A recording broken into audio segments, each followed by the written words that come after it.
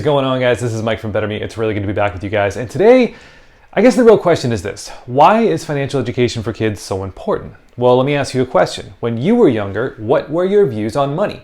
How did you view money? How did you use money? When you got money, when you received money from working or from whatever source, what did you do with that money? Did you spend it right away or did you save it?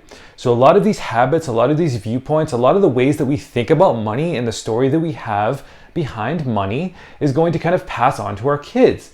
And so what we want to do is want to be able to educate our kids to understand how money works, right? Because when they get older and they get a job and they get money, the chances are is that if they see their parents doing one thing, so for example, getting money and then spending it right away, not saving, that kind of thing, they're going to do the same thing.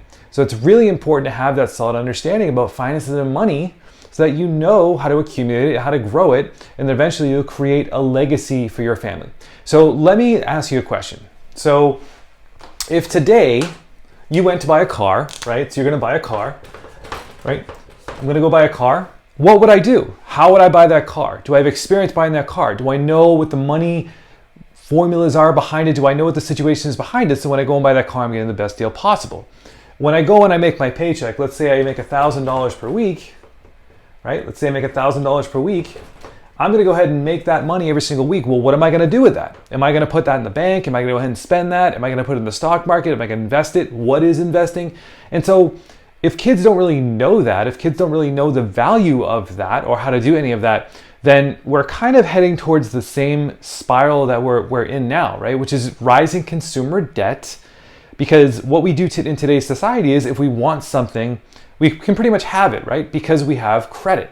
This country is really, really heavy on credit. And so another thing to do is make sure that we teach our kids about how to use credit responsibly, either not at all or responsibly. Now, credit isn't necessarily a bad thing, but credit when used irresponsibly can be a very bad thing. It can be a chokehold on your financial future, and it can be a chokehold on the present financially for you if you're not using credit properly. Why? Because who's getting 26% interest today out there in the marketplace? Inflation at the time of this recording is about, I think, 8.5%. And so interest rates are rising.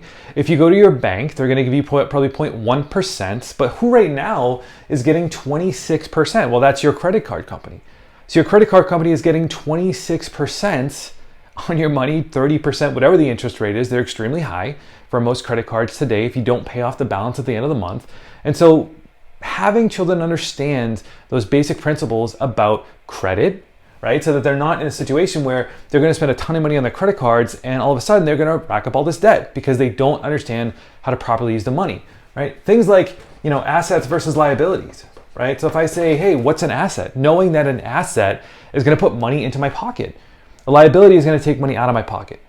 So let's just say your 5 or 10-year-old now is 20 years old and they're going to buy their first brand new car. Well, that's great. That's great that they can buy their first brand new car. But they have to know that's a liability.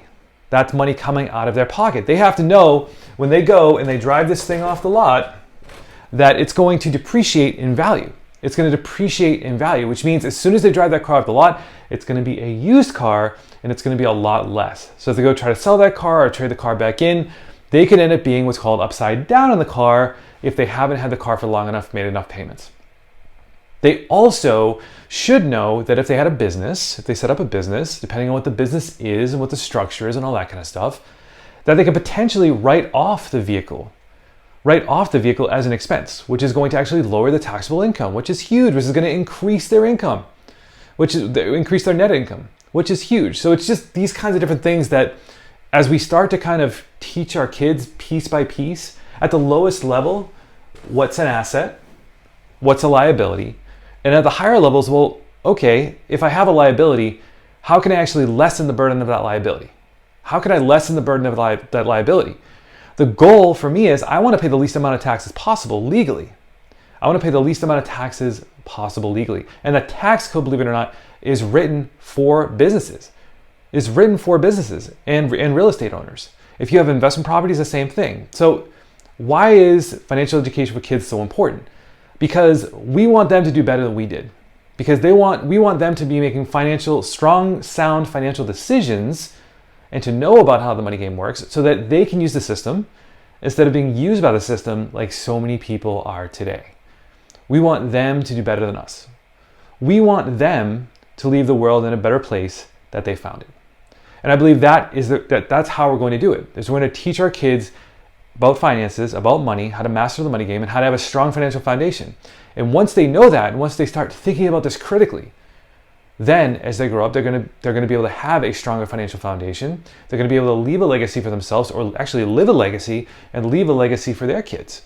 So really super important, guys. So again, why is financial education so important? Because we want our kids to leave this world in a better place than they found it. So guys, if you have any questions, please comment at the bottom. Please like this video if you like this video, and please subscribe to my channel. And until then, I will see you in the next video.